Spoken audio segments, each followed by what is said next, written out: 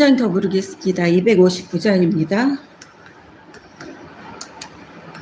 통일찬송가 193장입니다. 259장. 예수 십자가에 흘린 피로써.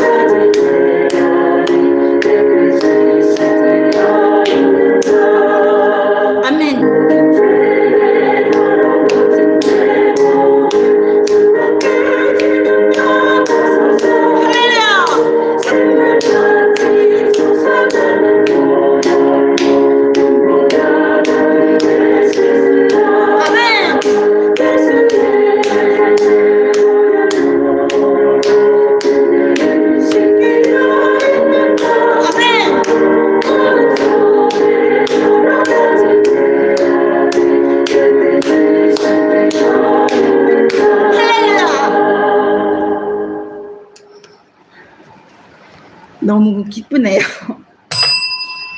다 같이 일어나셔서 찬송가 38장 찬양 올려드리겠습니다.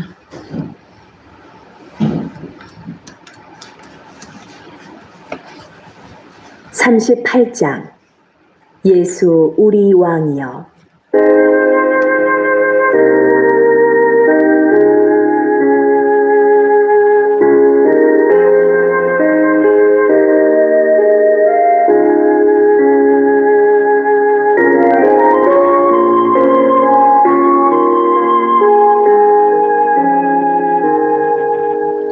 예수 우리 왕이여.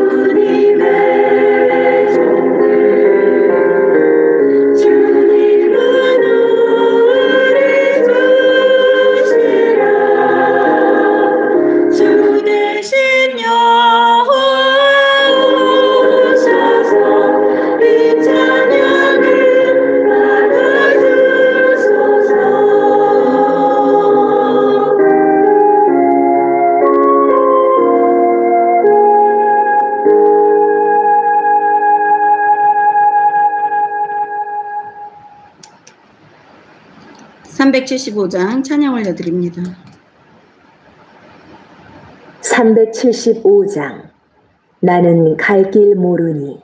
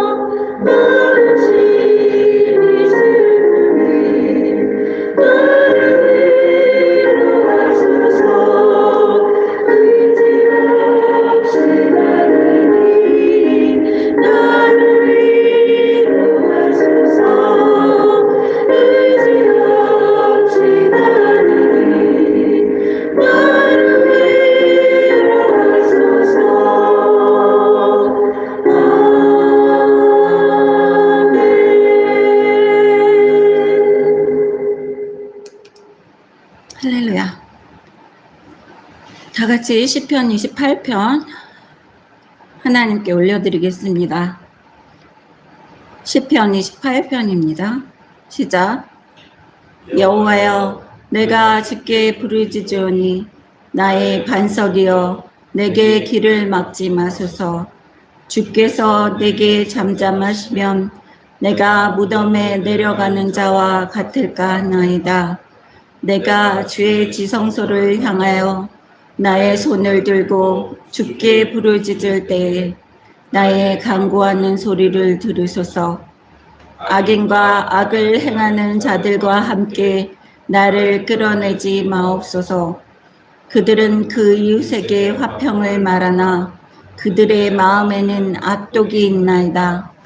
그들이 하는 일과 그들의 행위가 악한 대로 갚으시며 그들의 손이 지은 대로 그들에게 갚아 그 마땅히 받을 것으로 그들에게 갚으소서. 그들은 여호와께서 행하신 일과 손으로 지으신 것을 생각하지 아니하므로 여호와께서 그들을 파괴하고 건설하지 아니하시리로다. 여호와를 찬송하며 내 간구하는 소리를 들으시미로다. 여호와는 나의 힘과 나의 방패이시니 내 마음이 그를 의지하여 도움을 얻었도다. 그러므로 내 마음이 크게 기뻐하며 내 노래로 그를 찬송하리로다. 여호와는 그들의 힘이시요 그의 기름 부음 받은 자의 구원의 요새이시로다. 주의 백성을 구원하시며 주의 산업에 복을 주시고 또 그들의 목자가 되시어 영원토록 그들을 인도하소서. 아멘. 다 같이 1장으로 찬양 올려드립니다. 통일 찬송가도 1장입니다.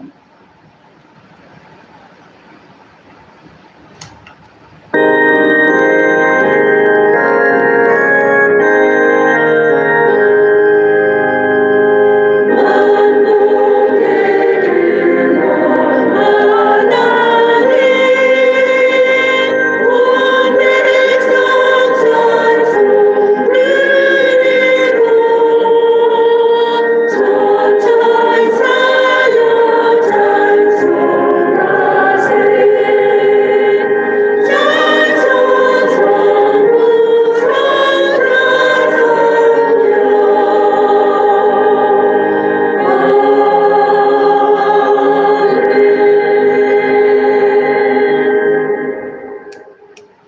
다 같이 시편 23편 한 목소리로 하나님께 올려드립니다.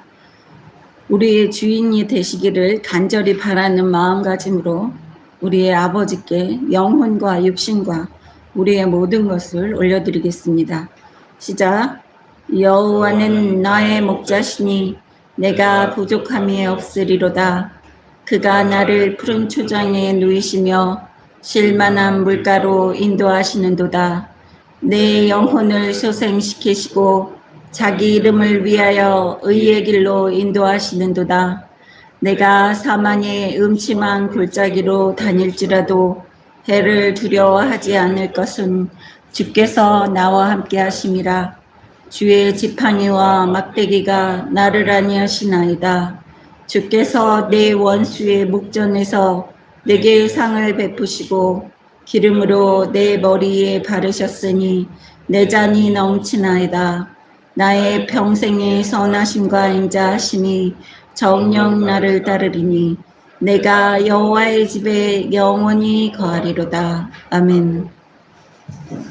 다 같이 앉으셔서 찬송가 387장, 통일 찬송가 440장 찬양 올려드립니다.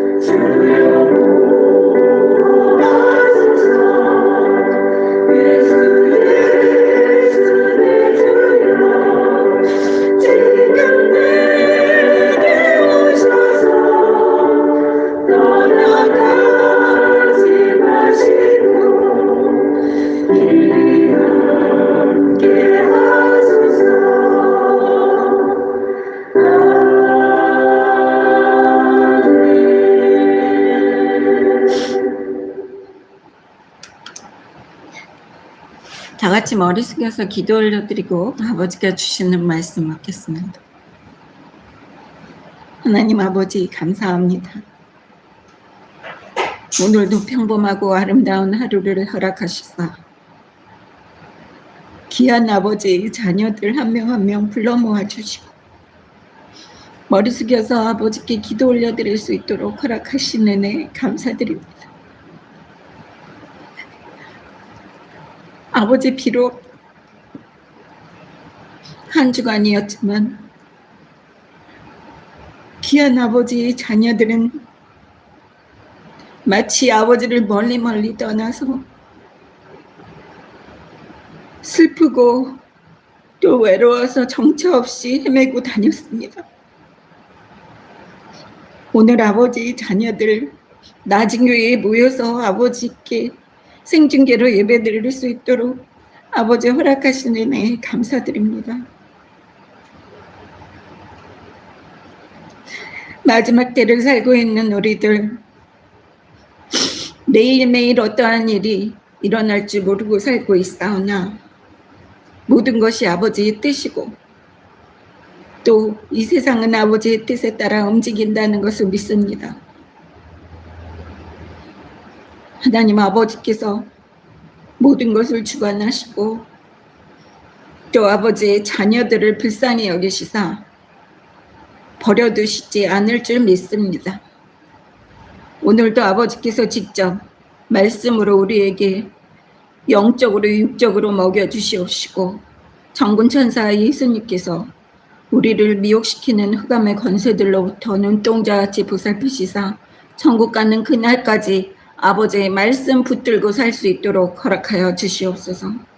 또한 성령님께서 우리 마음속에 항상 내주하시사 아버지의 뜻을 알게 하시고 항상 영적으로 깨어서 아버지 기뻐하시는 길에 걸어갈 수 있도록 허락하여 주시옵소서. 늘 아버지 사랑받으며 또한 이 세상의 빛과 소금의 역할을 하며 우리가 사랑하는 사람들까지도 아버지 앞으로 인도할 수 있는 굳건한 믿음 허락하여 주실 줄을 믿습니다. 저희 영숙 양치는 개로서 또 마이크와 스피커로서 오직 아버지의 음성에만 반응하고 아버지의 음성에만 순종하기를 원합니다. 또한 아버지의 음성만 깨끗이 전하기를 원합니다. 천국 가는 그날까지 깨끗하게 사용하여 주시옵소서. 지금 예배 시작 시간이 오니 마치는 시간까지 그 어떠한 흑암의 권세들도 방해하지 못하도록 하나님 아버지께서 방패되어 주실 줄을 믿습니다. 감사드렸고 우리 주 예수님의 이름으로 기도드렸습니다. 아멘.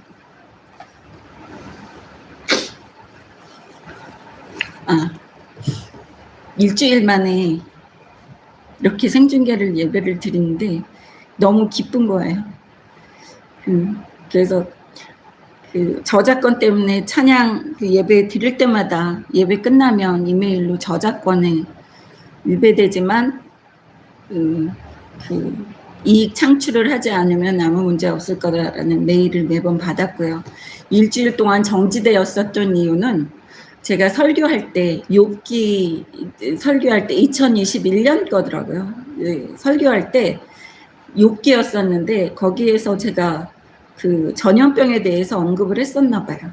그래서 그 전염병에 대해서 언급을 하는 것은 위배되는 거라서 영상 2개가 삭제됐다고 그렇게 얘기를 하더라고요. 그래서 그렇구나. 그래서 다른 채널 또 새로운 채널에 그 구독 신청을 해주십사 하고 여러분한테 또 부탁드린 분 형제자매님들이 있어요. 그래서 거기도 이 구독자가 50명 이상이 돼야지만 그 휴대폰으로 생중계를 할 수 있다고 그러더라고요. 제가 여지껏 몇 년 동안 휴대폰으로만 생중계를 해와가지고 컴퓨터랑 이 카메라랑 이런 거를 작동을 하는 것은 또 미숙하기 때문에 예배에 온전히 신경을 못 쓸 것 같아서 제가 부탁드려서 지금 다른 채널도 50명이 됐습니다. 그래서 만약에 여러분 우리는 정신 똑바로 차리고 살아야 돼요. 여기에서 접속이 안 되시면은요 생중계가 안 되고 또 정지를 만약에 저도 모르잖아요. 여러분도 모르고 언제 그런 일이 있을지 정지를 당하면 다른 채널 거기에는 그 로고가 지금 제가 채팅창에 다른 낮은 교회 할렐루야라는 그런 로고예요. 그런데 지금 하고 있는 그 로고는 뒤에 이 십자가 배경이 있는 그런 사진이 있는 게 지금 기존에 있는 채널입니다. 그리고 지금 오늘 멀리 갔더니 찬송가를 부르는데 너무 슬픈 거예요. 그리고 제가 이거를 정말 힘들 때 이 노래를 많이 불렀었다고 그랬지 않았습니까? 한 7년 동안을 주구리장창 불렀는데 울면서 아버지한테 나 너무 힘들었다고 아버지 떠나서 그런데 우리가 일주일 동안 생중계를 못 드렸었잖아요. 그런 다음에 다시 찬양을 부리는데 너무 힘들었었다고 아버지한테 고백하는 것처럼 그런 마음이 들어서 여러분 중에서 우리 자매님 중에서는 대성통곡을 하신 분들이 있대요. 저번 주 수요일 날 생중계 예배 못 드린다고. 그래서 그 난리가 났었다고 집안이 다 쑥대밭일 정도로 대성통곡하시고 예배 못 드린다고. 하나님 아버지가 모두 우리 형제 자매님들의 그 마음 아픈 그 모양을 보셨을 거예요. 그래서 제가 아버지한테 그랬어요. 아니 아버지 예배 드리는 거를 갑자기 이렇게 사탄 마귀들이 방해하는 거를 아버지 막아주시지 않고 어떻게 이런 일이 일어나게 하셨습니까? 그랬더니 우선 저한테 그러시는 거예요. 매너리즘에 빠져서 항상 그래 생중계지 이러고 그게 얼마나 감사하고 귀한 예배인지를 저도 망각을 하고 있었나 봐요. 3년이 지나다 보니까 지금 3년이 훨씬 지났죠. 3년 6개월이 지나다 보니까 이게 망각이 돼가지고 그런가 보다 하고 이게 얼마나 귀한 시간이고 귀한 자리인지를 착각을 하고 망각을 했었던 거예요. 그런데 여러분 한 명 한 명도 그런가 보다 그냥 생중계로 예배 드리는 거 그런가 보다 이렇게 생각을 하시고 또 많은 분들이 아버지가 그러시는 거예요.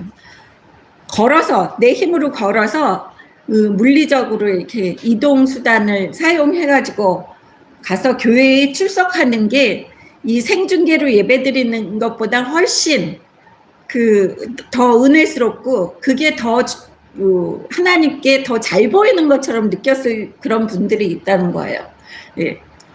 그냥 오프라인에서 본인들이 버스 타고 아니면 걸어서 교회를 가는 게 더 은혜스럽다고 생각을 하고 더 귀하다고 생각을 하시는 분들이 있었을 수도 있나 봐요. 하나님 아버지가 그래요. 이번 사건을 통해서 온라인으로 생중계 예배드리는 게 얼마나 은혜스럽고 얼마나 중요한지를 또 깨닫게 하신다고 그렇게 얘기를 하시는 거예요. 저만 매너리즘에 빠졌던 게 아니라 생중계를 통해서 예배드리는 우리 모두 같이 매너리즘에 빠져 있었던 것을 하나님이 갑자기 땅 치신 거예요. 그러니까 2021년도 1월 달인가에 설교한 그 욥기 설교한 게 거기에서 그게 어떻게 지금의 2년이 넘어서 2년 6개월이라는 세월이 지났음에도 불구하고 검열을 당해가지고 잘리느냐고요. 그게 참 희한한 일이에요. 그래서 이것도 아버지가 하신 일입니다. 그래서 할렐루야 할 수밖에 없어요. 맞을 짓을 했으면 맞아야죠. 저도 맞을 짓을 했고요. 여러분도 맞을 짓을 했습니다. 근데 이게 감사한 게 매너리즘에 계속 빠지다가 1년, 2년, 3년 이렇게 빠지면 그 매너리즘에 우리가 갇혀서 어느 게 은혜로운 건지 어느 게 감사해야지 되는 건지 그거를 착각하고 모르고 살 수도 있을 뻔했어요. 그런데 마침 딴 데를 쳐다보면서 약간 김 빠지려고 그러니까 아버지가 뒤통수를 한 대 빵 때리신 거예요. 정신 차려 너희들. 이게 얼마나 은혜로운 그러한 상황인지 모릅니다. 여러분. 그러니까 앞으로 여기 이 메인 채널에서 생중계가 안 됐나? 그러면 다른 채널 지금 구독자 50명 있는 다른 채널 있어요. 낮은교회 이영숙 목사까지 썼어요. 거기는. 그쪽 채널로 가셔서 거기에서 보시면 되겠습니다. 네. 오늘은 사무엘 하를 배워보겠습니다. 여기에서 이 원래 사무엘 상과 사무엘 하는 같은 책이었어요. 하나로 묶어져 있었던 책인데 사무엘 상과 사무엘 하로 나눴어요. 70인의 이 번역하는 사람들 그런 사람들이 이 구약 시대 그러니까 구약이 아니라 이제 신약 때 헬라어로 번역을 할 때요. 그 70인이 모여서 사무엘 상, 사무엘 하로 나눴어요. 사무엘 상은 사울이 왕일 때 그리고 사무엘 하는 다윗이 왕일 때에 그러한 것을 이렇게 나눴습니다. 그런데 왜 그러면 다윗서 이렇게 사무엘서 이렇게 그러니까 사울서 이렇게 얘기를 했어야지 되는데 이 사무엘상 사무엘하라고 이야기를 하는 거는 사무엘이라는 선지자 그 유명한 선지자가 하나님께 계시를 받아서 그 사무엘 선지자가 왕으로서 기름 부어준 사람이 사울과 다윗이에요. 그래서 그 사울과 다윗에 대한 이야기를 사무엘상 사무엘하를 이렇게 구분해서 헬라어로 번역이 되어 있는 겁니다. 이 저자는 익명이에요. 왜냐하면 사무엘상에서 사무엘이 죽었습니다. 그래서 사무엘 하는 그 사무엘의 제자라든지 그런 사람이 나머지를 기록했다고 추측을 합니다. 연대로는 예수님 태어나시기 전 930년경 이후에 기록되었다고 합니다.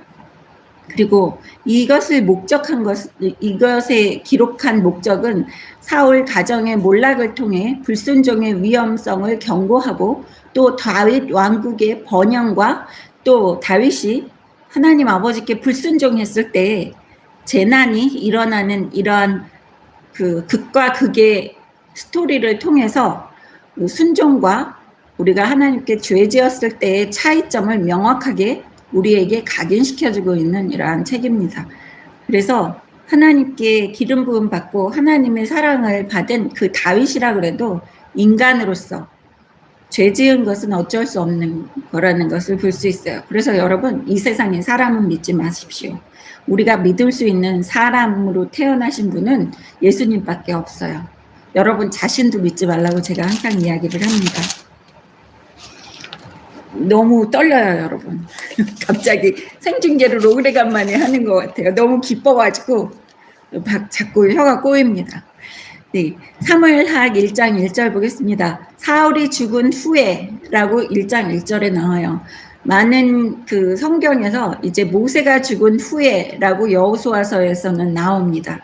그리고 이 성경마다 이렇게 중요한 사람이 죽은 후에 새로운 시작을 예견하고 있는 거예요. 여기에서 사울이 죽은 후에 새로운 시대를 예견하고 있는 것입니다. 다윗이 아말렉 사람을 쳐 죽이고 돌아와 다윗이 시글락에서 이틀은 머물더니 아말렉 사람을 왜 쳐 죽였어요? 다윗의 가족들과 아내들과 다윗이 거느리고 있는 600명의 용사들의 그 가족들과 재물들, 그 재산들을 모두 아말렉 사람들이 한 명도 죽이지 않고 가축 하나도 죽이지 않고 싸그리 가져갔어요. 그거는 제가 뭐라 그랬습니까? 하나님이 다윗이 지은 죄에 대한 대가를 치르게 하신 거예요. 무슨 죄요? 하나님의 품이 싫다고 블레셋이라는 왕의 품으로 가서 시글락성에서 1년 4개월 동안 머물렀습니다. 그거에 대한 대가를 치르는데 하나님께서 한 명도 죽이시지 않고 이 고스란히 다윗이 찾을 수 있게끔 해주신 것을 볼 수 있어요. 그런데 이거 일거양득이에요. 다윗이 여기에서 아말렉을 쳐 죽이고 돌아왔다는 게 소문이 났기 때문에 이스라엘 사람들은 다윗이 비록 블레셋 왕의 품으로 도망가 있었지만 사울 왕을 죽이는 그 전쟁터에 블레셋과의 전쟁에는 다윗이 없었을 거라는 것을 만인이 알게 됐어요. 아말렉에 가서 아말렉에 빼앗긴 자신의 가족들과 그 재물들을 찾아서 돌아왔기 때문에 하나님께서 그 일거양득으로 만들어 주신 거예요. 다윗을 혼내키시면서 동시에 다윗의 입지를 굳혀주시는 이러한 모습을 볼 수 있습니다. 그래서 우리 삶에서요, 제가 항상 이야기하잖아요. 하나님의 축복이 오는데 우리가 하나님 앞에 죄 지은 대가도 같이 동시에 치르기 때문에 우리의 삶의 두 개가 하나님의 축복과 내가 지은 죄에 대한 대가가 같이 이루어진다고 제가 이 말씀을 항상 드렸습니다. 2절 보겠습니다. 사흘째 되는 날에 한 사람이 사울의 진영에서 나왔는데 아직 시글락이라는 성에서 이틀 묵고 있는 이 다윗이에요. 시글락은 어디예요? 블레셋 땅이에요. 블레셋의 왕이 다윗에게 시글락을 선물해 줬어요. 거기에서 지내라고. 그런데 거길로 사흘째 되는 날에 한 사람이 사울의 진영에서 나왔는데 그의 옷은 찢어졌고 머리는 흙이 있더라. 그가 다윗에게 나와 땅에 엎드려 절하매. 네, 어떤 사람이 옷을 찢어버리고 머리에 흙을 이렇게 막 부었다는 것은 무슨 소리입니까? 죽음을 애도한다. 그리고 또 전쟁터에서 허겁지겁 도망쳐 나온 것처럼 보이는 이 모습이에요.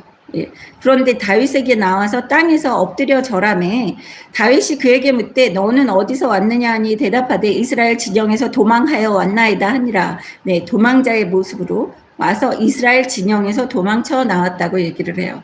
이스라엘 진영 그러면 사울이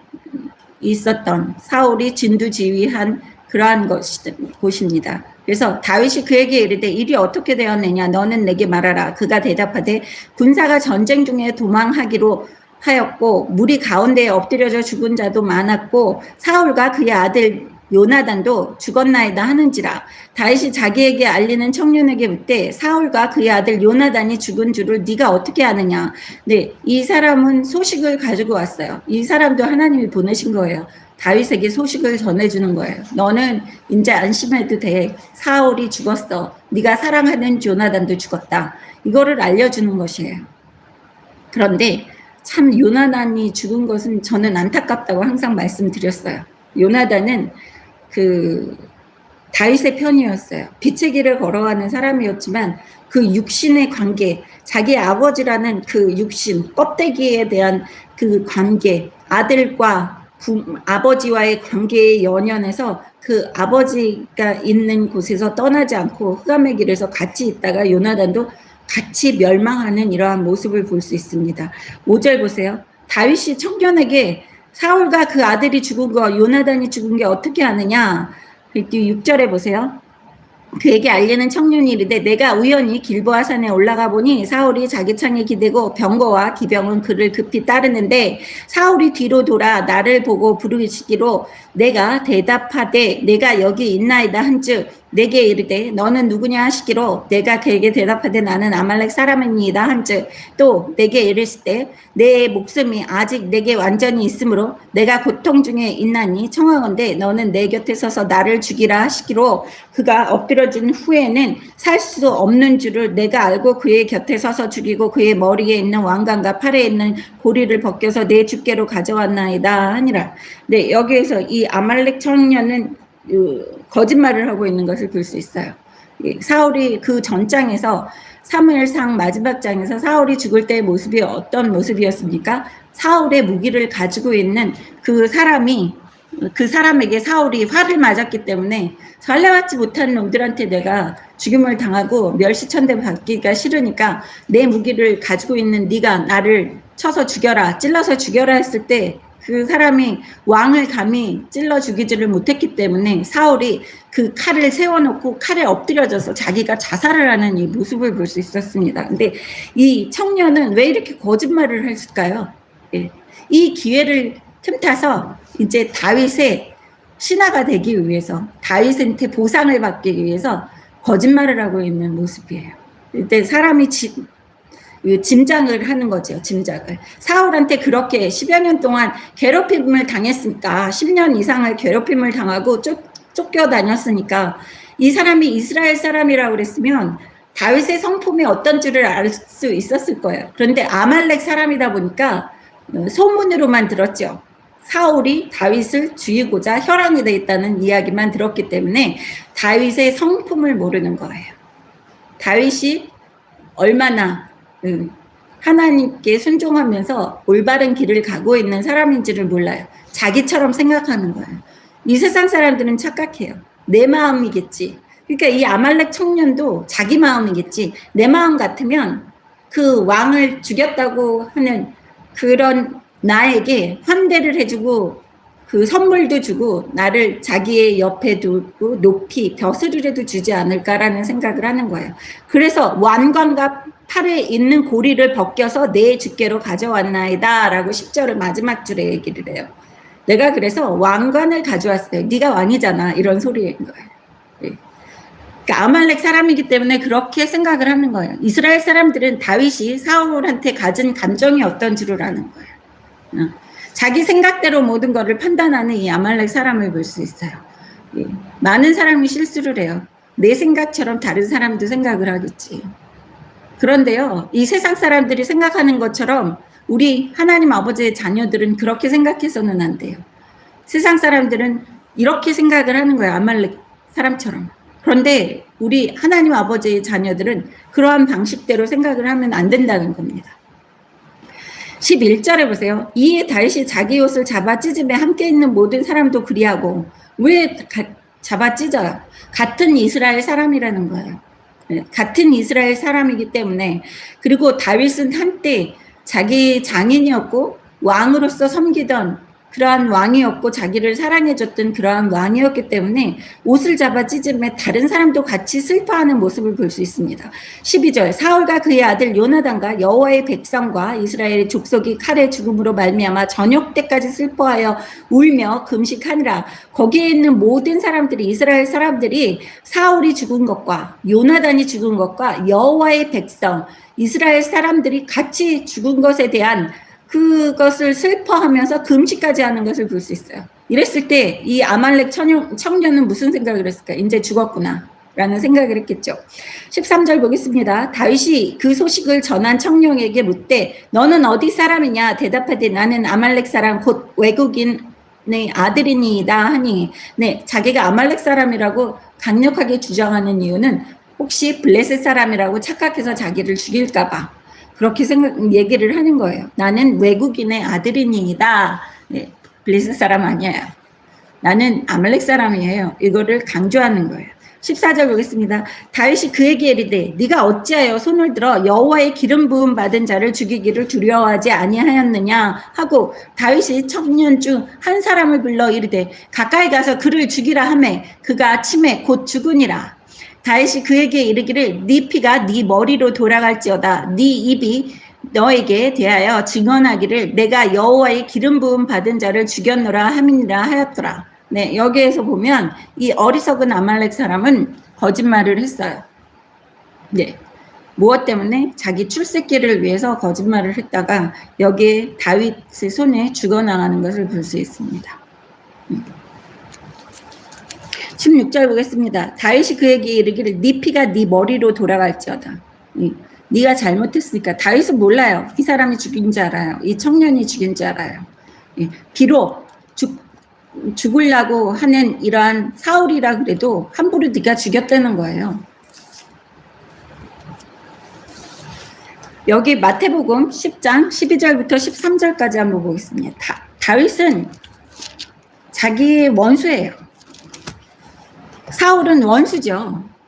그렇게 돌아다니면서 도망다니고 그런 상황을 만든 그 사울이라는 왕이 좋았겠습니까?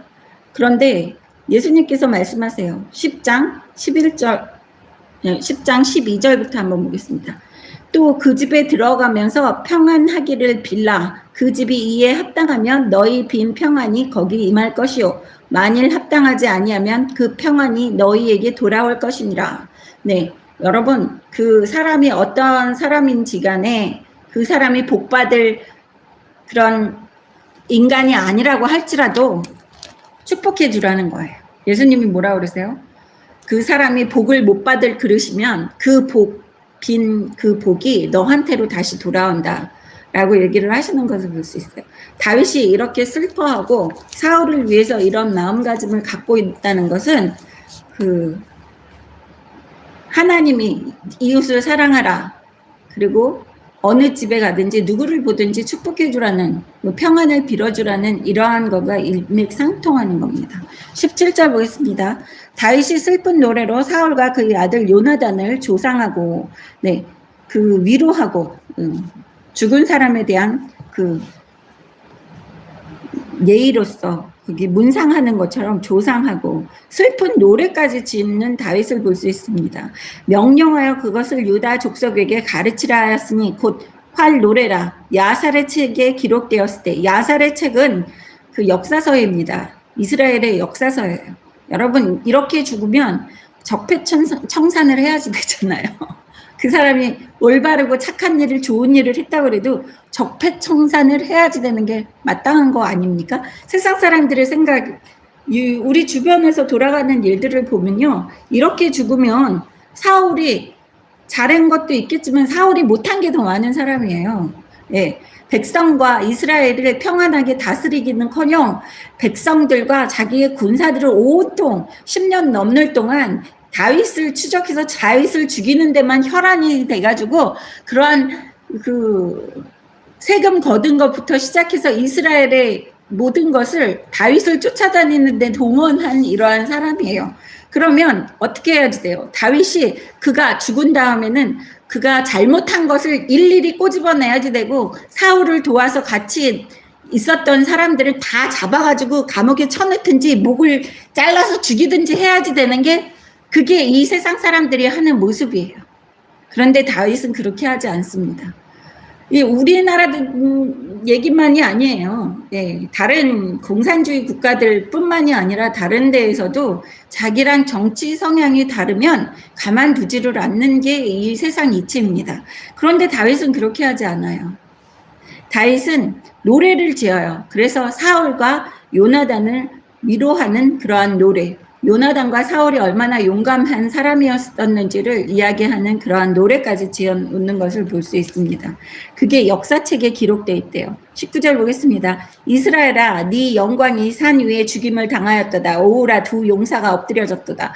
두 용사, 한 명은 사울이고요, 하나는 요나단이에요. 이 일을 가드에도 알리지 말며 아스글론의 거리에도 전파하지 말지어다. 블레셋 사람들이 딸들이 즐거워할까? 할례 받지 못한 자의 딸들이 개가를 부를까 염려로다. 네, 여기에서 딸들이라 그러면 여자들이라는 이야기를 하고 있습니다.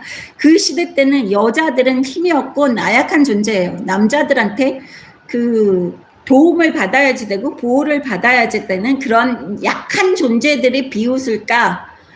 그게 여자들이 비웃는 것을 제일 수치스럽게 생각하는 게 남자들이었어요. 고대 근동 지방에서는. 그래서 여기에서 블레셋 사람들의 딸들, 또 할례 받지 못한 자의 딸들, 그러니까 하나님께 선택받지 못한 모든 사람들의 딸들이 개가를 부를까 염려로다. 예, 그들이 죽은 것을 알리지 말아라.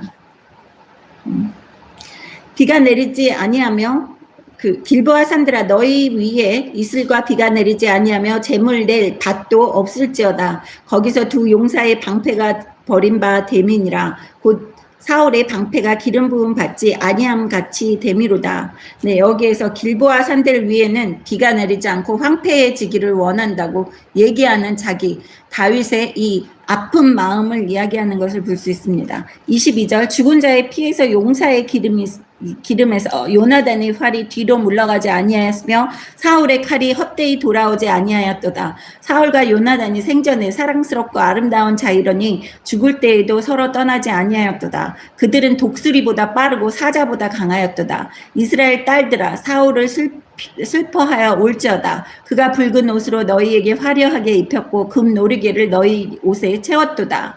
네, 여기에서 뭐라 그럽니까? 이 사울과 요나단에 대한 이 살아서 얼마나 용맹하고 강했었는지를 독수리, 사자, 이러한 용맹스러운 짐승에 비유하는 것을 볼 수 있습니다. 24절에는 이스라엘 사람들, 여기 딸들이라 그러잖아요. 24절에 딸들. 왜냐하면 힘이 없는 그러한 나약한 사람들, 여자들은 나라에 도움이 안 돼요. 여자들이 무슨 칼을 들고 나가서 싸우겠습니까? 전쟁터에 나가서. 그렇기 때문에 이스라엘 딸들아 그러는 것은 이스라엘 백성들아 하는 것보다도 더 세심하게 이야기를 하는 거예요. 이스라엘의 아주 낮은 자까지 힘없는 사람들까지 이 사울과 요나단이 보살폈다고 얘기를 하는 거예요. 어떻게 보살펴요? 붉은 옷으로. 붉은 옷을 입으려고 그러면요, 그때는 이렇게 색채의 옷을 입는다는 게 아주 사치스러운 거예요. 예. 그리고 잘 먹이고 잘 입혔다는 이야기를 하고 있는 거예요. 사울이 왕이었을 때, 요나단이 살았을 때는 이스라엘 너희들을 그렇게 호의호식하게 그렇게 보호해줬어 라는 것을 이야기해요. 네. 오우라, 두 용사가 전쟁 중에 엎드러졌도다. 요나단이 네 산 위에서 죽임을 당하였도다. 내 형 요나단이여, 내가 그대를 애통하면 그대가 내게 심히 아름다움이라. 그대가 나를 사랑함이 기이하여 여인의 사랑보다 더하였도다. 오우라, 두 용사가 엎드려졌으며 싸우는 무기가 망하였도다 하였더라. 네, 요즘에 동성애를 지지하는 목사들 있잖아요. 해외에서도 미국이나 뭐 호주나 뭐 유럽 쪽에서 그런 목사들이 뭐라고 그러냐면 요나단과 다윗이 동성애자였다고 얘기를 하는 사람들도 있어요. 그렇게 해서 그래요. 여기에서 이 얘기를 하는 게 여기에서 그대를 애통하면 그대가 내게 심히 아름다움이라. 예, 요나단이 심히 아름답게 보였다는 거예요, 다윗에. 예, 그래서 동성애자라고 얘기를 합니다. 그대가 나를 사랑함이 기이하여, 네, 여자가 나를 사랑하는 것보다 더 특별하게 나를 더 아끼고 존중해줬다라는 소리인데, 이것을 외국에서 그 어떠한 목사들, 그 동성애 지지하는 사람들은 모르죠. 우리나라의 목사들 중에서도 이것 때문에 얘기하면서 요나단과 다윗도 동성애를 했는데 왜 동성애를 그렇게 반대하느냐 이렇게 얘기할 수도 있어요. 그건 말 같지도 않은 소리고요. 그렇게 우정이 깊었다는 거예요. 서로가 그렇게 형제들끼리 사랑을 했다는 거예요. 그게 이 세상의 사랑은 이렇게 사랑할 수 없어요. 하나님을 통해서 사랑하는 사랑이래야지만 이렇게 깊이 사랑을 할 수가 있는 거예요. 여러분, 남녀 간의 사랑이요. 그렇게 얘기하잖아요. 남자 여자가 콩깍지가 씌어서 사랑을 해서 결혼을 하면 3년이 맥시멈이라고 그래요. 요새는 1년이라고 그러는데 3년 동안 그렇게 맥시멈으로 사랑을 해야지 그게 계속 죽을 때까지 쭉 가면은요, 여러분, 둘 다 미치광이가 된다는 거예요. 예. 그거는 제정신으로 이 세상을 살아갈 수가 없는 사람들이기 때문에 그래서 인간의 사랑은 요새 얘기로는 맥시멈 1년이라고 얘기를 하는데요. 제가 항상 얘기를 하지만 제가 기도할 때는 아버지 사랑 안에서 하나 되는 가정 되기 원합니다라는 기도를 해요. 인간끼리 사랑하는 거는요, 여러분, 그건 영원할 수도 없고요. 인간끼리 사랑하는 거는 정말 얄팍한 사랑이에요. 그런데 하나님을 중재자로 이렇게 붙들고 하나님의 사랑을 통해서 우리가 하나 되게 해주십시오라고 얘기를 하는 그 사랑이 진실된 사랑이에요. 왜냐하면 하나님을 붙들고 하는 사랑이기 때문에. 그래서 여기에서 요나단과 다윗이 하는 사랑은요, 여자가 사랑하는 것보다 더하였도다라고 얘기하는 것은 하나님을 통해서 서로가 사랑을 했다는 거예요. 예, 동성애를 했다는 소리가 아닙니다. 그리고 두 용사가 엎드려졌으며 싸우는 무기가 망하였도다 하였더라. 네, 얼마나 용감했는지 무기가 다 망했다고 얘기를 하는 이 모습을 볼 수 있어요. 무슨 소리입니까? 우리들은요, 보통 사람들은 나를 괴롭혔던 그 사람들이 죽으면요, 있었던 거 없었던 거 이야기를 다 끄집어내서 해요. 그러니까 반성을 해야지 돼요. 네. 그리고 그 사람에 대해서 없는 일까지 들춰내서 험담을 해요. 우리나라의 옛날에 대통령들 뭐 어쩌고 저쩌고 그래가지고 있는 소리 없는 소리 진짜 있었는지 없었는지 뭐 야화라고 그러면서 이야기를 많이 하는 것을 볼 수 있습니다. 그런데 하나님의 사람은, 다윗과 같은 사람은 그렇게 들추지 않아요. 죽은 사람은 덮어줘요. 미화시켜주는 것을 볼 수 있어요. 정말 미우면은요, 여러분, 미화시키지 말고 그냥 입 다물고 있으면 돼요. 예. 그런데 다윗은 사울을 사랑했어요. 애증이라고 그럴까요? 그리고 요나단은 너무 사랑했어요. 여기에서 얘기하잖아요. 여인의 사랑보다 더하였도다라고 얘기하잖아요. 그렇기 때문에 다윗은 노래까지 지어서 이 사람들을 칭송해 주는 것을 볼 수 있어요. 예. 떠난 사람은 그냥 덮어주세요. 죽은 사람들까지 들춰가면서 그 사람들이 그 치부를 들춰내면서 잔인하게 그렇게, 그리고 그렇게 하면 정말 못나 보여요. 못나 보이고 그거는 죄입니다. 다윗은 이렇게 하면서 그 이웃 사랑을 보이고 있는 것을 볼 수 있어요. 그 다윗의 인격이 좋아 보이지 않습니까? 2장 보겠습니다.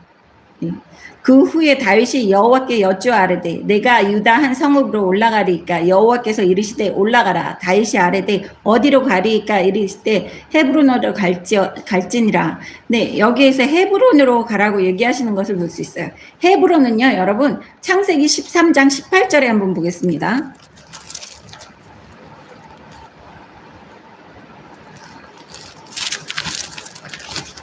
창세기 13장 18절에 보면요, 하나님께서 맨 처음에 아브라함을 부르셔서 하신 말씀이에요. 어디로 가라 얘기를 하셨느냐면,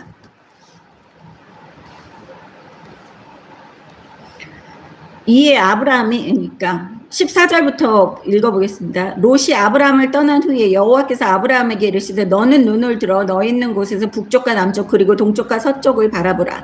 보이는 땅을 내가 너와 네 자손에게 주리니 영원히 이르리라.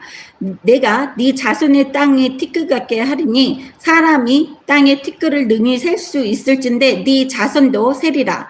너는 일어나 그 땅을 종과 횡으로 두루 다녀보라. 내가 그것을 너에게 주리라. 이에 아브라함이 장막을 옮겨 헤브론에 있는 마므레 상수리 수풀에 이르러 거주하며 거기서 여호와를 위하여 제단을 쌓았더라. 하나님께서 맨 처음에 아브라함에게 이 땅을 너에게 준다 그러고 얘기하신 것이 헤브론이에요. 거기에 그 아브라함은 장막을 쳤습니다. 그래서 헤브론이라는 곳은 교제의 자리라는 뜻을 내포하고 있어요. 헤브론은 계속해서 성경에 등장하는 곳이 헤브론입니다. 하나님께서 믿음으로 약속하신 곳이에요. 거기를 축복해 주시겠다고 얘기하신 곳이 헤브론이고요. 창세기 23장에서 사라가 죽은 다음에 막벨라 굴을 사서 거기에서 자기가 사지 말고 그냥 쓰라고 그러는데도 불구하고 고집을 부려서 아브라함이 그 땅을 삽니다. 돈 주고 사요. 그리고 거기에다 사라를 묘지를 씁니다. 그 다음에 자기 자신이 죽은 다음에도 그 막벨라 굴에 묻혀요.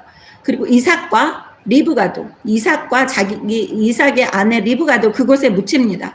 그리고 야곱이 창세기에서 죽기 전에 자기를 거기 막벨라 굴에다 묻어달라고 얘기를 해요. 자기의 조상과 같이. 그리고 요셉도 막벨라 굴로 가고 다 여기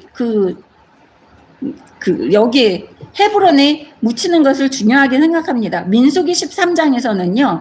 거기에서 12지파 중에서 한 명씩 사람을 청년들을 모아가지고 그 가나안 족속들이 살고 있는 가나안 땅을 염탐하게 합니다. 40일 동안 그 젊은이들이 가서 염탐을 해요. 그 안에는 여호수아와 갈렙까지 들어있었습니다. 근데 거기에서 염탐을 하는 동안에 아낙 자손, 그러니까 네피림의 후손, 거인들이 살고 있는 것을 보고 그 12지파 중에서 10지파의 청년들은 울고불고 난리가 났었어요. 울고불고 난리가 나서 거기에서는 우리가 아낙 자손으로 이길 수가 없다. 길바닥에서 죽게 생겼다. 이 전쟁에서 이길 수가 없다라고 했기 때문에 40일 동안 염탐하고 와서 그렇게 울고불고 난리쳐서 하나님이 진노하셔가지고 40년 동안 광야 생활을 시키시는 게 여기에서 나오는 헤브론 그곳입니다. 그리고 또 여호수아 14장에서는 갈렙이라고 있어요. 그 염탐꾼으로 갔었던 그 청년이었었던 갈렙이 40년이 지난 다음에 오직 여호수아와 갈렙만이 가나안 땅에 들어갈 수 있었는데 갈렙이 그 여호수아와 같이 들어간 다음에 여호수아에게 이 산지를 내게 주소서 한 땅이 헤브론이에요. 그래서 그 헤브론, 이 갈렙이 유다 지파 사람입니다. 그래서 그 헤브론에서 이 다윗이 거기에서 왕권을 확립하고 그 헤브론에서 왕으로 군림하는 것을 볼 수 있습니다. 그리고 창세기 49장 8절에 보세요. 유다 지파의 다윗이 어떻게 해서 그 왕권을 잡게 됐는지를 여기에서 보겠습니다. 49장 8절에 보시면은요. 그 야곱이 죽기 전에 유다에 대해서 예언을 하는 거 우리가 바로 전 시간에 저번 주에 뵌 거예요. 며칠 전에, 3일 전에. 네, 유다야, 너는 네 형제의 찬송이 될지니라. 네 손이 네 원수의 목을 잡을 것이요, 네 아버지의 아들들이 네 앞에 절하리로다. 왕권을 성립하는 게 유다 지파예요. 유다 지파의 갈렙입니다.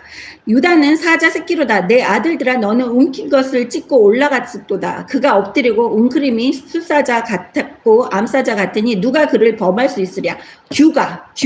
권능이 유다를 떠나지 아니하며 통치자의 지팡이가 그 발 사이에서 떠나지 아니하기를 실로가 오시기까지 이르시니 그에게 모든 백성이 복종하리로다. 실로가 이르기까지, 주님이 오실 때까지. 그래서 여기에서 보면 하나님께서 400년 전에 그 야곱이 죽기 전에 하나님께서 야곱을 통해서 예언해 놓으신 게 그대로 여기에서 다윗이 왕권을 지면서 이루어지고 있는 모습을 볼 수 있습니다.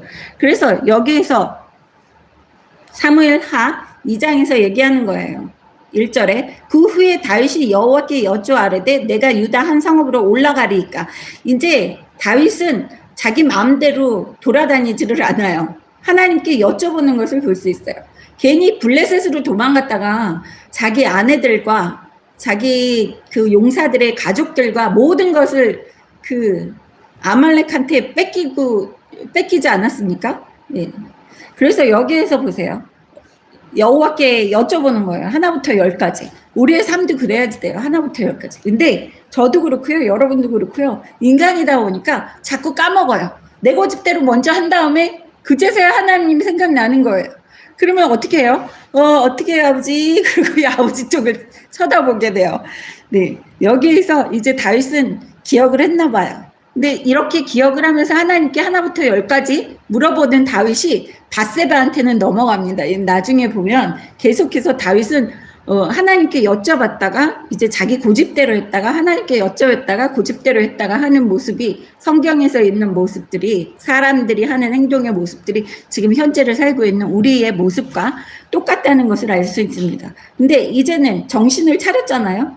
하나님께 여쭤보니까 어디로 가리까 이르되 헤브론으로 갈지니라. 예, 아브라함에게 헤브론으로 가서 거기에서 하나님께서 그 많은 백성을 이루게 해주신다고 약속한 그 축복의 땅이 헤브론인데 헤브론으로 가라 그러는 것을 볼 수 있어요.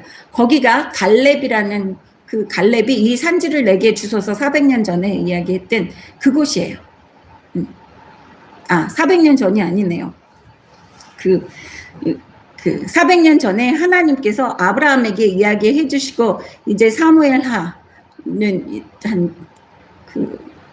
한 4, 50년 전에 60년, 70년 전에 이 갈렙이 그 산지를 내게 주소서 한 그런 땅입니다. 350년이 지났네요. 사사기가 있잖아요, 여러분. 사사기 시대 때 계속해서 왕이 없이 그렇게 살았던 이스라엘 백성들입니다. 그래서 여기에 400년 뒤에 다시 다윗이 왕으로 군림하는 것을 볼 수 있어요. 2절 보세요. 다윗이 그의 두 아내 이스라엘 여인 아히노음과 갈멜 사람 나발의 아내였던 아비가일을 데리고 그리로 올라갈 때 한 번 다른 사람의 아내였기 때문에 성경에는 계속 나발의 아내였던 아비가일 계속 이 꼬리표가 붙어 다녀요. 그래도 지금은 다윗의 아내라고 얘기하는 것을 볼 수 있어요. 그래서 이 나발의 아내였던 아비가일을 데리고 그리로 올라갈 때 무슨 소리입니까? 다윗은요 어디를 가든지 자기 식구들은 꼭 챙겼어요. 책임을 졌어요.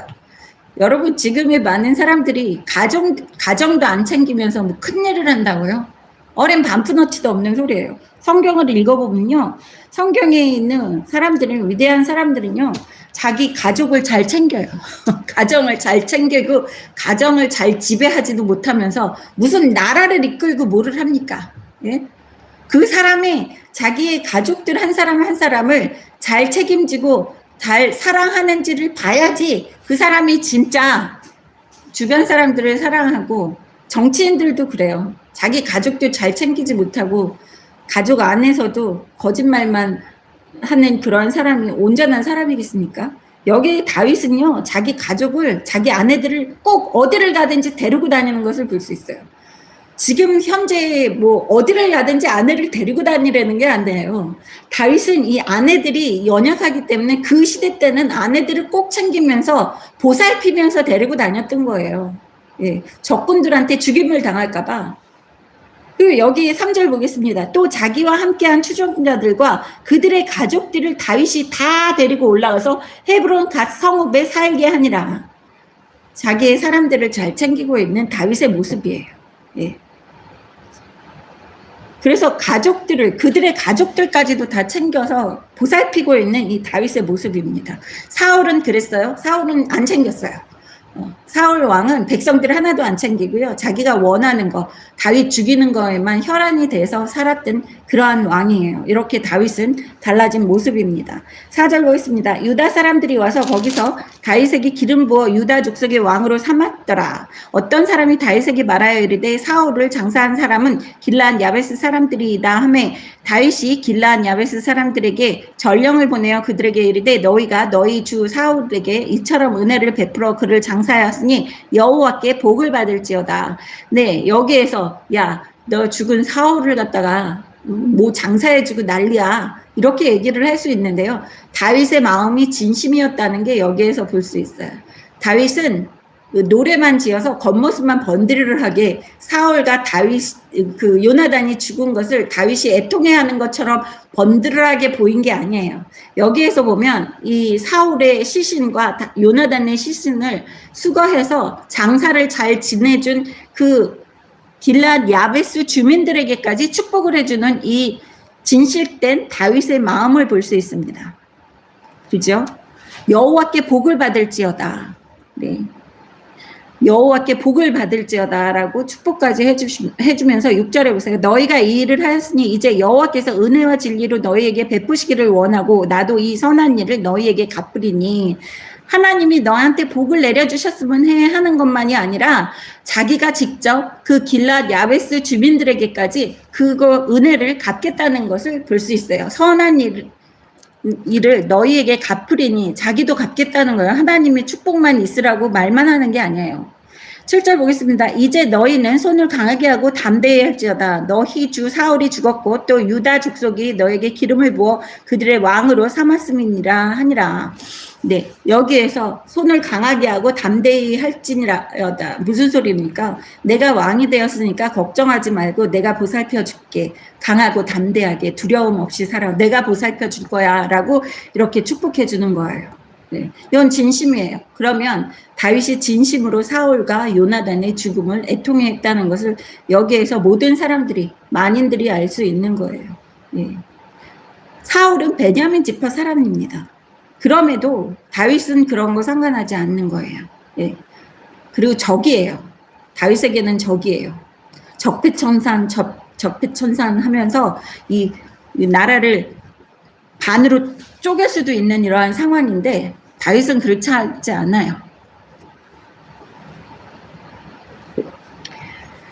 그 갈라 놓는 사람들은 그 갈라 놓는 것 그거는 사탄 마귀의 짓이고요. 이렇게 연합하는 게 그 하나님의 사람들이 할 일입니다. 연합하는 게. 근데 연합한다고 그래서요. 흑암의 권세들과 연합하는 거는 아닙니다. 절대로 그거는 아닙니다. 좋은 게 좋다고 흑암의 권세들과 연합하자고 하는 그 사람은 거짓이에요. 거짓. 하나님께 위배되는 이야기를 하는 사람들입니다. 8절 보겠습니다. 사울의 군사령관 넬의 아들 아브넬이 이미 사울의 아들 이스보셋을 데리고 마하나임으로 건너가 길르앗과 아술과 이스라엘과 에브라임과 베냐민과 온 이스라엘 왕으로 삼았더라. 네, 사울의 아들 중에서 한 명이 살아 있었던 거예요. 이스보셋이라는 아들이 살아 있는 겁니다. 넬의 아들 아브넬이라고 하면 사울의 사촌 형제예요. 아브넬은 사울의 사촌 형제인데 그 사촌이 사울의 죽은 왕 사울의 사촌이 이스보셋을 데리고 마하나임으로 건너와서 길르앗과 아술과 이스라엘과 에브라임과 베냐민과 온 이스라엘의 왕으로 삼았더라. 사울의 아들 이스보셋이 이스라엘 왕이 될 때의 나이가 40세이며 2해 동안 왕위에 있으니라. 유다 족속은 다윗을 따르니 다윗과 헤브론에서 유다 족속의 왕이 된 날수는 7년 6개월이라. 네, 이게 무슨 소리입니까? 이스보셋이라는 사울의 아들이 왕으로서 2년 동안 북이스라엘을 다스렸는데요. 이렇게 다윗이 맨 처음에 왕으로 등극했을 때는 북쪽의 11지파가 모여서 사울의 아들을 섬겼어요. 2년 동안. 그리고 유다 지파만 다윗을 왕으로 인정해서 7년 6개월간 남쪽에 남유다, 그러니까 유다의 왕으로서 다윗을 섬겼습니다. 그러니까 남북이 통일되어 있지 않고 갈라져 있는 그러한 이스라엘이에요. 그래서 다윗이 통일을 시킵니다. 그런데 그 솔로몬이 죽은 다음에 하나님이 다시 남북으로 갈라놓으세요. 그 솔로몬이 죽은 다음에는 북쪽의 10지파와 남쪽의 유다 지파와 베냐민 지파로 이렇게 모아놓습니다. 그래서 계속해서 이스라엘은 남북으로 찢어져서 살았던 그러한 그 나라예요. 우리나라랑 너무 비슷한 모습입니다. 12절 보겠습니다. 넬의 아들 아브넬과 사울의 아들 이스보셋이 신복들은 마하나임에서 나와 기브온에 이르고 수르야의 아들 요압과 다윗의 신복들도 나와 기브온 목가에서 그들을 만나 함께 앉으니 이는 못 이쪽이요 그는 못 저쪽이라. 아브넬이 요압에게 이르되 원하건대 청년들에게 일어나서 우리 앞에서 겨루게 하자. 요압이 이르되 일어나게 하자 하매 그들이 일어나 그 수대로 나아가니 베냐민과 사울의 아들 이스보셋의 편에서 12명이요 다윗의 신복 중에서 12명이라. 근데 여기에서 보면 이 넬의 아들 아브넬, 사울의 그 사촌형 그 이스보셋이라는 왕을 만들어 놓은, 그러니까 실세는 북이스라엘의 실세는 아브넬이에요. 이 아브넬이 요압을 만났어요. 요압은 누구예요? 다윗의 누나의 아들입니다. 큰아들이에요. 아들이 셋이 있는데 같이 다윗을 따르면서 같이 다윗의 오른손이었습니다. 그래서 셋이 있었는데 거기에서 그 못가에서 물을 마시려고 거기에서 모인 거예요. 우리 이쪽 편에는 북이스라엘의 아브넬이 지휘하는 군사가 있었고 이쪽 편에는 그 다윗이 지휘하는 다윗 편인 군사들이 있었던 거예요. 그럼 보니까 아브넬이 보니까 북이스라엘의 군사가 훨씬 많은 거예요. 보니까 유다 지파의 다윗의 군사들은 별로 없는 거죠. 맞은편에 보니까. 그러니까 여기서 아브넬이 요압에게 그 시비를 겁니다. 12명씩 네 편, 내 편 갈라가지고 12명씩 일으켜가지고 전쟁을 시켜보자, 싸움을 시켜보자 라고 얘기를 해요. 그런데 이런 데에 말려 들어가요. 여러분 지금 현재를 살고 있는 우리들이요. 네, 쓸데없는 일에 말려들 때가 많아요. 예수 믿는다는 사람들. 온전히 우리 낮은 교회에서 아버지 사랑 받으시는 여러분의 이런 쓸데없는 일에 말려 들어가지 않으실 줄 믿습니다. 이 사람들이 이렇게 허세를 떨기 좋아해요. 우리는 허세 떠는 거 안 좋아하잖아요. 그런데 여기에서 요압도 이 아브넬의 그 꼬임에 넘어가요. 요압은 다윗의 조카죠.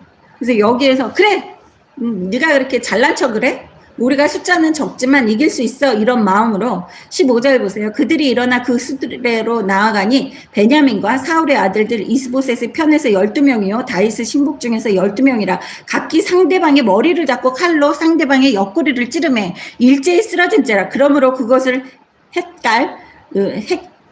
헬갓 핫수림이라 일컬었으며 기브온에 있더라. 네, 날카로운 칼의 밭이라는 이름을 갖고 있는 거예요. 헬갓 핫수림이 날카로운 칼의 밭. 여기 무식하게 서로가 머리를 잡고 옆구리를 찔러서 칼로 찔러 죽인 거예요. 12명씩 나가가지고. 이게 얼마나 쓸데없는 짓입니까? 여러분 우리가 이 세상을 상대를 할 때도요. 이 세상이 아무리 우리에게 그 꼬드기고 우리를 멸시천대하고 해더라도요. 누울 때를 보고 다리를 뻗어야죠. 예? 자기네 마음대로 이렇게 허세를 떠는 이 사람들의 종말은 이런 거예요. 둘 다 허세 떨다가 다 자기네 군사들이 죽는 거예요. 17절 보겠습니다. 그날의 싸움이 심히 맹렬하더니 아브넬과 이스라엘 사람들이 다윗의 신복들 앞에서 패하니라. 네, 아브넬 북이스라엘 쪽의 군사들이 다윗의 군사들한테 패했다는 것을 볼 수 있어요. 네, 하나님이 어느 편에 계셨겠어요? 군사들은 적지만 다윗의 군사들 편에 계셨다는 것을 볼 수 있어요. 18절 보겠습니다. 그곳에 수르야의 세 아들 요압과 아비새와 아사헬이 있었는데 아사헬이 발은 들로르같이 빠르더라. 아사헬이 아브넬을 쫓아 달려가되 좌우로 치우치지 않고 아브넬의 뒤를 쫓으니 좌우로 치우치지 않고 다른 군사는 안 쫓아가고요. 그냥 오로지 아브넬만 죽이려고 사울의 사촌 형을 죽이려고 혈안이 돼서 이 그 요압의 막내 동생이 쫓아간 거예요. 20절 보세요. 아브넬이 뒤를 돌아보며 이르되 아사헬아 너냐 대답하되 나로다. 아브넬이 그에게 이르되 너는 왼쪽으로나 오른쪽으로나 가서 청년 하나를 붙잡아 그의 군복을 빼앗으라 하되 아사헬이 그렇게 하기를 원하지 아니하고 그의 뒤를 쫓음에 뭐라 그래요? 북이스라엘의 아브넬이 이제 그만 나를 쫓아오지 마. 딴 데 가서 다른 군사들을 쫓아가. 다른 군사 쫓아가 나를 쫓아오지 마라고 얘기를 하는 것을 볼 수 있어요. 근데 아브넬이 다시 아사헬에게 이르되 너는 나 쫓기를 그치라. 내가 너를 쳐서 땅에 엎드려지게 할 까닭이 무엇이냐. 그렇게 하면 내가 어떻게 네 형 요압을 대면하겠느냐 하되 그가 물러가기를 거절하며 아브넬이 창 뒤끝으로 그의 배를 찌르니 창이 그의 등을 꿰뚫고 나간지라. 곧 그곳에 엎드려져 죽음에 아사헬이 엎드려져 죽은 곳에 이르는 자마다 머물러 섰더라. 무슨 소리입니까? 죽이고 싶지 않았어요, 아브넬을.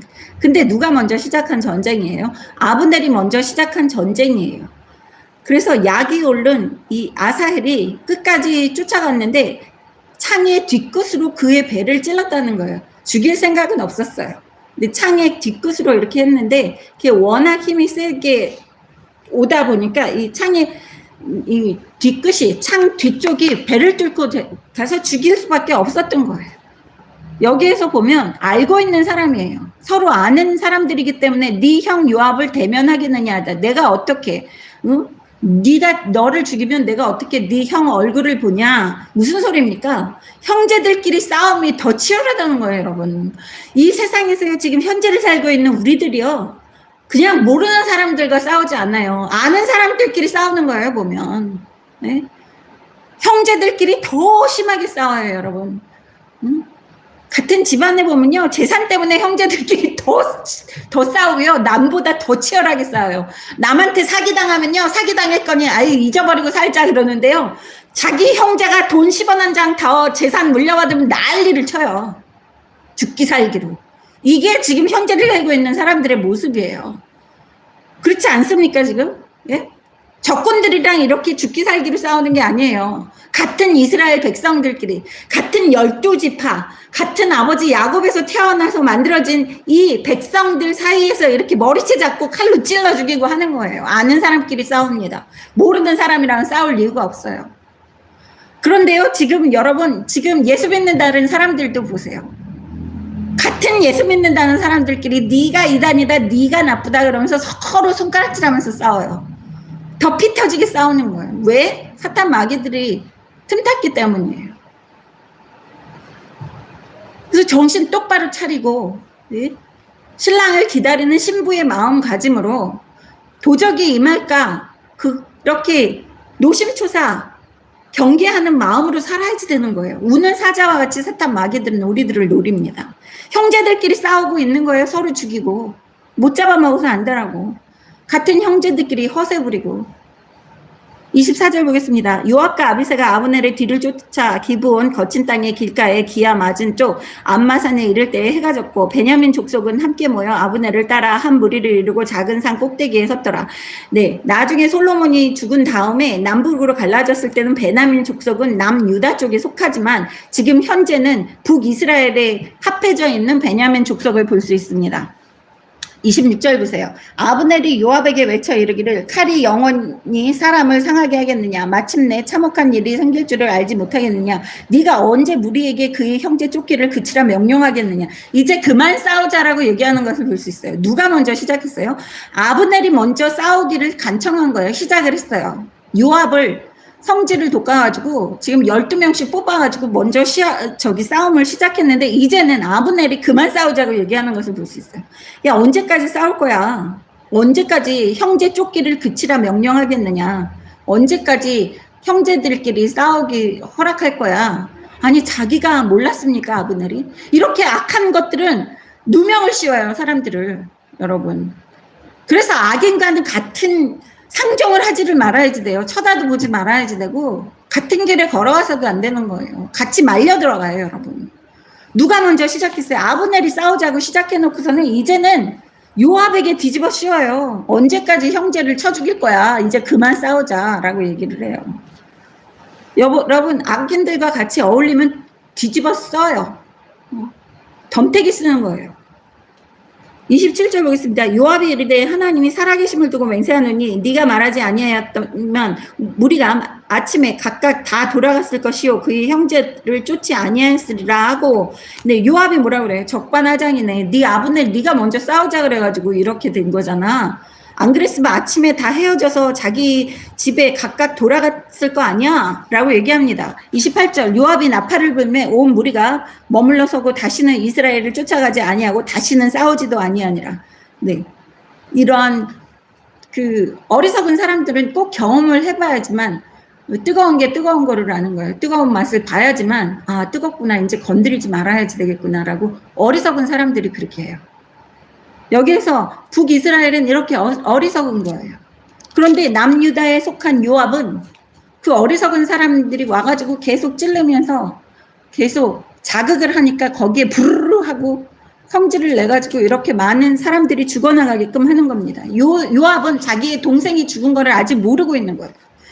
요압이 허락하지 않고 그냥 한 발 뒤로 물러섰더라면 자기의 막내 동생이 죽지 않았을 겁니다. 근데 이 사악한 아브넬의 꼬임에 넘어가는 거예요. 그래서 자기 동생이 죽죠. 29절 아브넬과 그의 부하들이 밤새도록 걸어서 아라바를 지나 요단을 건너 비드론 온 땅을 지나 마하나임에 이르니라. 네, 왜 밤새도록 땅을 걸어왔어요? 쉬지도 않고 두려웠어요. 요압과 요압이 같이 있는 그 사람들이 두려웠던 거예요. 요압이 아직 자기 막내 동생이 죽은지를 모르기 때문에 그거 알기 전에 빨리 도망가야지 되겠다. 그래서 자지도 않고 이렇게 주랭랑 치는 거예요. 도망가는 거예요. 그 땅에서. 30절 보겠습니다. 요압이 아브넬 쫓기를 그치고 돌아와 무리를 다 모았으니 다윗의 신복 중에서 19명과 아사헬이 없어졌으나. 네, 다윗의 신복 중에서 군사 중에서 19명이 없어지고 자기 동생 아브넬이 없어진 것을 알았어요. 31절 보세요. 다윗의 신복들이 베냐민과 아브넬에게 속한 자들을 쳐서 360명을 죽였더라. 네, 동생까지 20명이 죽었는데요. 북이스라엘은 360명이 죽은 거예요. 하나님이 이렇게 지켜주시는 것을 볼 수 있습니다. 즉흥적으로 거기에 꼬임에 넘어갔는데 그 꼬임에 넘어간 대가는 뭐예요? 자기 막내 동생이 죽은 거예요. 사탄 마귀의 꼬임에 넘어가서 막내 동생은 죽었지만 총 20명 가지고 360명을 쳐 죽였다는 거예요. 항상 대가가 있어요. 그죠? 32절 보겠습니다. 무리가 아사헬을 들어 올려 베들레헴에 있는 그 조상 묘에 장사하고 요압과 그 부하들이 밤새도록 걸어서 헤브론에 이른 때에 날이 밝았더라. 네. 이래서 나중에 요압이 아브넬을 칼로 배를 찔러서 죽입니다. 이 비극이에요. 이 비극이 계속 일어나는 것을 이제 우리가 성경을 통해서 한번 볼 수 있습니다. 사람들의 어리석음을 통해서 어리석기 때문에 자기가 사랑하는 모든 것을 잃고 하나님께 징계받고 하는 것을 우리는 계속 이런 성경을 통해서 볼 수 있습니다. 그래서 성경은요, 주인공이 우리가 아니고 다윗도 아니고요, 그 어떠한 12지파도 아니고 아브라함도 아니고요, 성경의 주인공은 오직 아버지예요. 하나님 아버지가 모든 것을 주관하신다는 것을 믿으시는 여러분 되시기를 주님의 이름으로 축원합니다. 기도하시겠습니다. 하나님 아버지 감사합니다. 오늘도 이 성경을 통해서 인간들이 아버지 없이는 얼마나 어리석은지를 깨닫게 하심을 감사드리었고 또 감사드립니다. 하나님 아버지, 우리가 잊지 않고 모든 면에서 아버지께 여쭈어보고 아버지 원하시는 길에만 걸어갈 수 있도록 우리를 항상 아버지 허리춤에 붙들어 매어 주실 줄을 믿습니다. 나약하고 힘없고 어리석은 우리를 불쌍히 여겨 주시옵소서. 아버지 좋아하시는 것 우리도 좋아하고 아버지 싫어하시는 것 우리도 싫어하고 죄의 자리에는 가지도 않도록 눈동자같이 보살펴 주시옵소서. 귀한 아버지, 자녀들 어디를 가도 머리가 되고 꼬리가 되지 않고 나가도 복을 받고 들어와도 복을 받고 하는 일마다 만사형통하며 아래 있지 않고 높이 세워주시옵시고 남에게 꾸어질전정 꾸지 않게 하시고 악인들이 한 길로 왔다 7길로 도망하는 놀라운 은혜 허락하시고 늘 아버지의 음성을 들을 수 있는 귀한 자녀들로 만들어 주실 줄을 믿습니다. 감사드렸고 우리 주 예수님의 이름으로 기도드렸습니다. 아멘. 네, 찬송가 410장 찬양 올려드리겠습니다. 통일 찬송가는 468장입니다.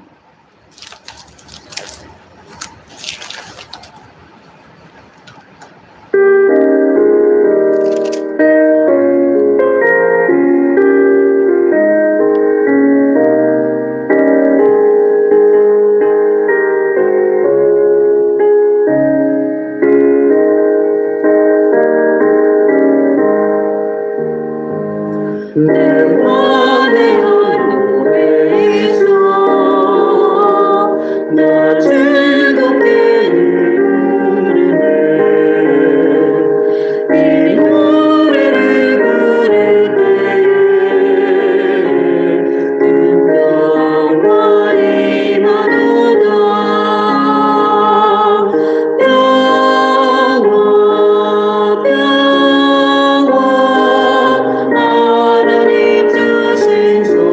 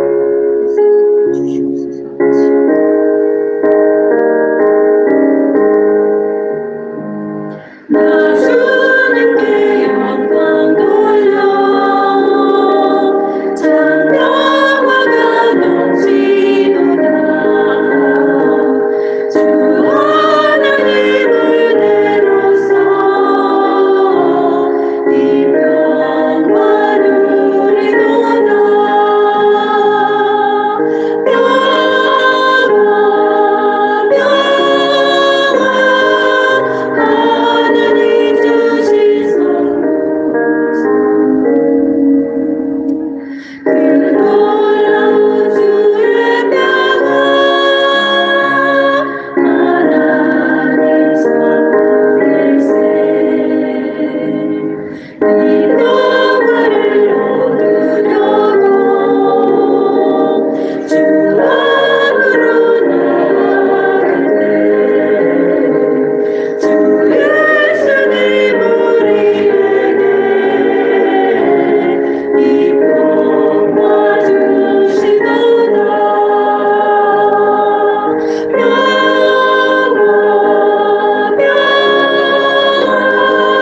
하느님 주실 그 놀라운 주의 평화 하나님 선물일세. 감사합니다. 재밌습니다. 할렐루야. 오늘은 이 채널로 생중계가 무사히 마쳐졌습니다. 여러분, 만약에 지금 이 채널에서 생중계를 안 한다 그러면 다른 채널 다시 만들어 놓은 거 있지 않습니까? 그쪽으로도 한번 접속해 보시고요. 그래서 이 데뷔를 해야지 돼서 채널을 2개를 운영하고 있습니다.